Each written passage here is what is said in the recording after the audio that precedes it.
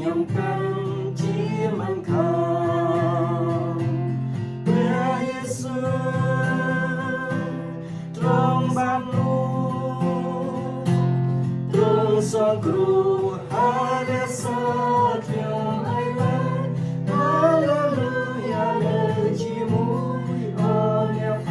ងខ្ញុំជាសរសើរព្រះអង្គខ្ញុំបានរួចដោយលោហៈព្រះយេស៊ូវមានព្រះគុណមករាល់ថ្ងៃដែលជីវិតដែលអាស្រ័យហើយព្រះអង្គទ្រង់ជួយដល់ទុំសោកផងទោះបើខ្ញុំដែលធ្លាប់ក្រ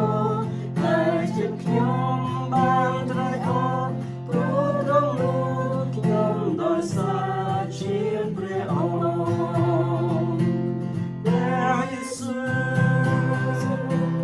ទ្រង់បាននោះទ្រង់សងគ្រោះហើយរក្សា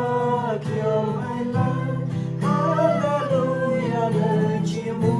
យអរអ្នកផងខ្ញុំជាសរសើរព្រះអង្គខ្ញុំបានរួចដោយលោហិតព្រះយេស៊ូវ